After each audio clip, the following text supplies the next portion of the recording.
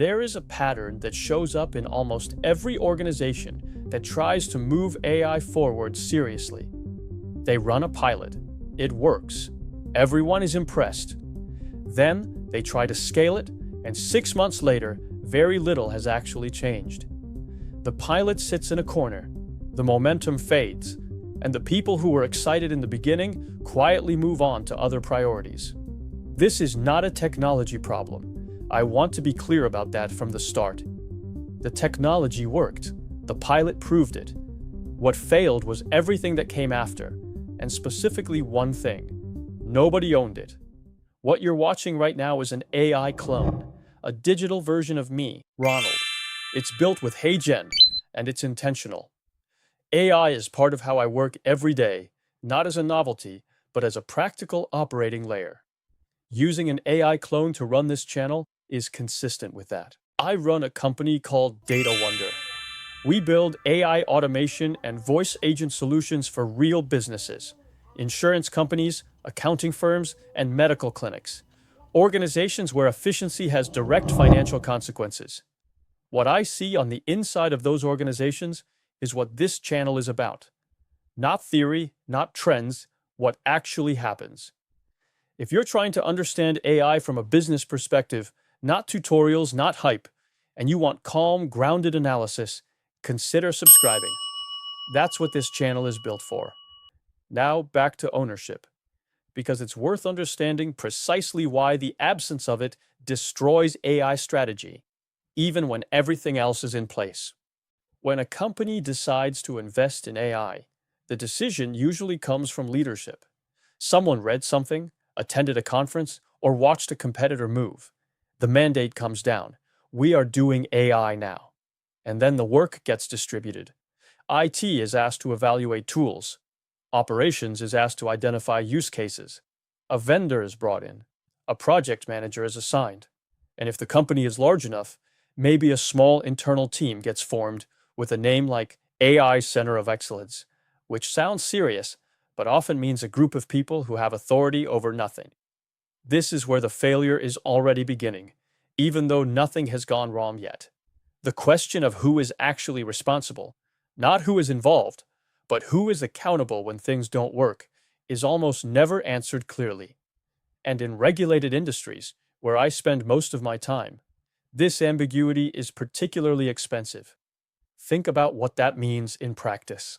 An insurance company decides to automate parts of its claims intake process. The pilot is successful. Processing time drops significantly. Accuracy improves. The vendor presents the results. Everyone is satisfied. Then the question comes, who manages this going forward? Who handles exceptions? Who decides when the system needs to be updated? Who is responsible when a claim gets misclassified? And what you typically find is silence, or worse, diffusion. Everyone assumes someone else is handling it. IT thinks it's a business problem. The business thinks it's a technical problem. Compliance is involved, but not accountable. The vendor has finished their engagement. The original project manager moved on. This is not a failure of people. These are intelligent, capable professionals. This is a failure of structure. The organization built something without deciding who owned it. And here is where it gets more complicated. If you go and ask anyone inside that organization, they will tell you the AI project is going well, because from their individual perspective, nothing has visibly broken. The system is still running, but no one is watching the edge cases. No one is tracking where it underperforms. No one is updating it as the business changes. It is, in effect, a running system with no steward. You can drop a like here if this is already sounding familiar, because it should. The common assumption is that deploying the AI is the hard part. Get through the build, get through the pilot, get through the approval, and then it's done. That assumption is wrong. Deployment is the beginning of the operational life cycle, not the end. An AI system is not a piece of infrastructure that you install and forget. It behaves. It encounters situations it wasn't designed for. It reflects decisions that were made during its configuration. And the world it operates in, the regulations, the data, and the business processes continues to change. Without ownership, a system that worked in month 1 is quietly degrading by month 6. Not dramatically, not with a visible failure, just gradually, through accumulated drift, until someone eventually notices the numbers no longer match the promises from the pilot. By then, the political capital that made the project possible has usually been spent. The people who championed it are no longer in a position to defend it. And the easiest narrative becomes, the AI didn't work. That narrative is wrong, but it's the one that sticks. Now let's follow this one step further, because the second-order effect is where it gets genuinely damaging. When an AI initiative loses momentum this way, it doesn't disappear cleanly. It leaves an organizational residue. The people who push for it carry the reputation of having led something that failed. The next person who proposes an AI initiative inside that company faces a much higher bar. There's institutional skepticism now. People remember, and they protect themselves by distancing from anything similar.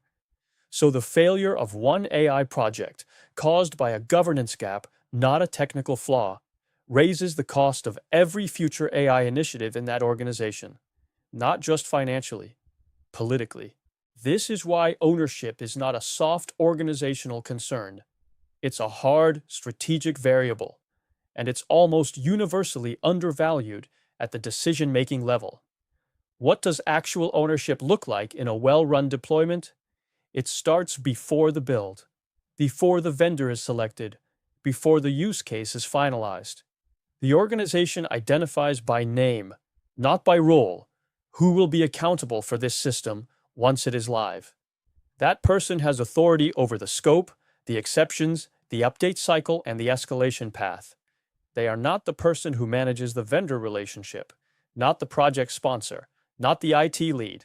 They are the person who will be held responsible when something goes wrong, and who therefore has the authority to prevent that from happening. This is a distinction that most organizations never make explicitly, and that gap is where AI strategy dies. The other thing that happens in well-run deployments is that the success metrics are defined operationally, not just at pilot stage. Not the pilot showed a 40% time reduction, but the system will maintain a classification accuracy above a defined threshold, reviewed quarterly, with a clear process for remediation if it drops below that line. Without that kind of operational rigor, you are not deploying a system. You are deploying an assumption.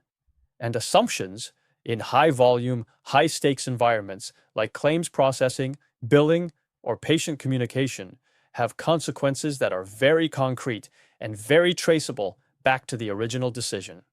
There is a version of this that plays out across entire industries right now. Companies are running pilots. Vendors are winning engagements. Boards are approving budgets.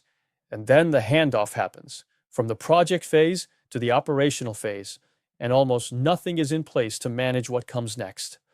The technology is capable. The intent is genuine. The problem is organizational. It always is. This is the lens I apply to every deployment I'm involved with. Not just does this system work, but who will own it 6 months from now?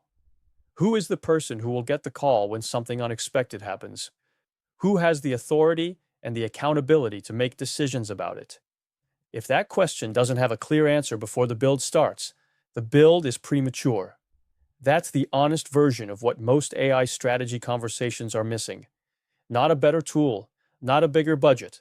A named, empowered, accountable human being at the center of every deployed system.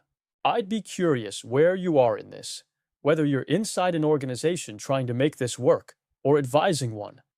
Leave a comment with what you're running into. The specifics are usually more interesting than the general picture. If you'd like to explore how AI automation can be deployed properly inside your business, with clear ownership built in from the start, you can book a free call with me. The link is right below this video.